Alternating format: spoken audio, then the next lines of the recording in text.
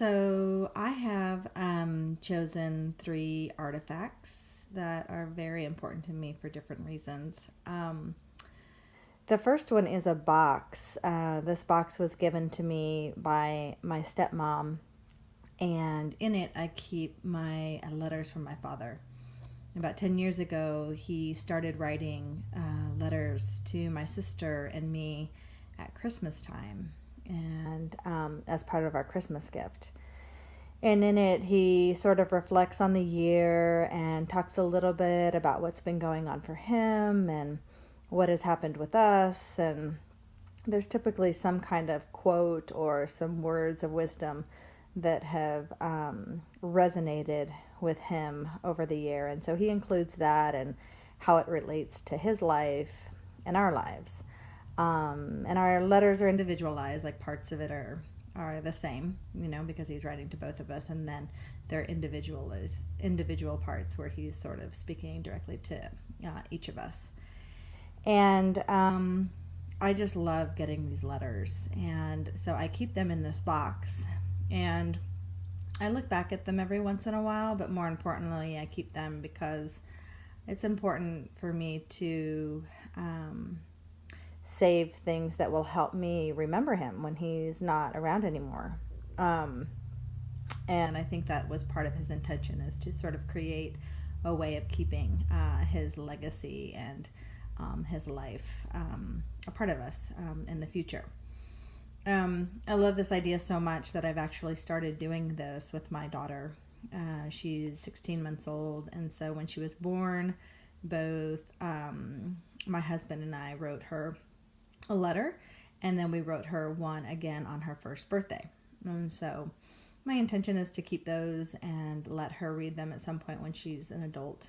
Who knows when? Maybe when she turns 18, or when she's a little bit older, so that she can kind of have that same experience that I've had reading them, and remembering who we are and what she was like even before she could remember.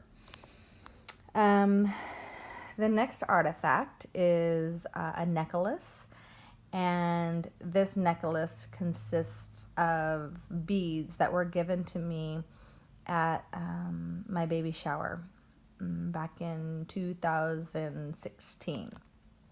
And this necklace and the beads are important to me for a few reasons. One, sort of obvious, it just symbolizes my pregnancy and giving birth to my daughter.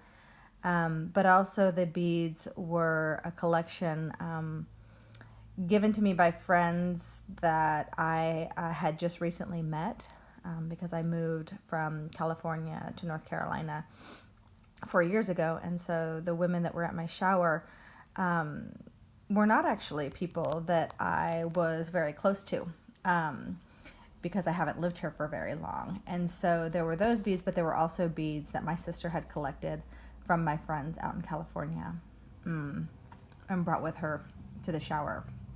And so I just remember being really touched by the fact that she had done that, and that my friends were, still a part of the experience and the ceremony, even though they couldn't be there physically. And so it also sort of represents just that coming together of two different worlds, my life in California and my life in North Carolina, and creating this new life with my daughter. And then finally, my Catalan cuisine book. And this book I bought, over 10 years ago, when I was living in Barcelona. I lived there for 3 years. I was learning Spanish and teaching English, and I just fell in love with the food, and I fell in love with cooking.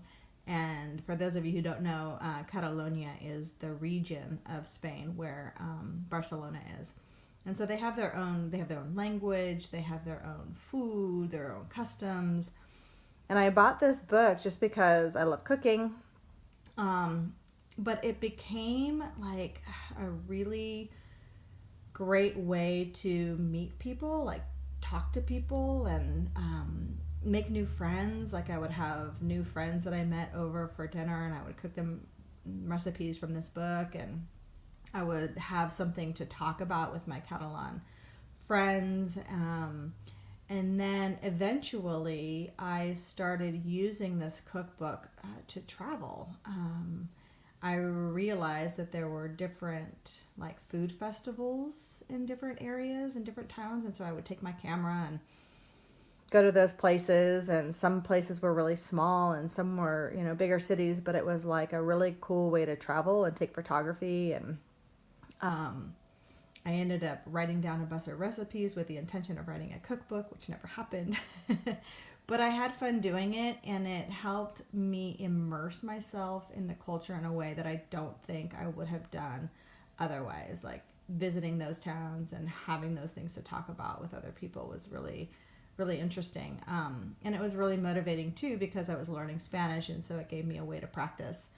I'll kind of show you through the book. You can see that there are all kinds of notes and post-its, and those were notes about things that I had, but people I had cooked for, and ideas that I had about the dish and how I adapted it. But also, I used it to translate the English into Spanish so I could practice my Spanish. So yeah, I could go on and on, but it's been 6.5 minutes now, so I'll stop. But those are my 3 items. Thanks for listening.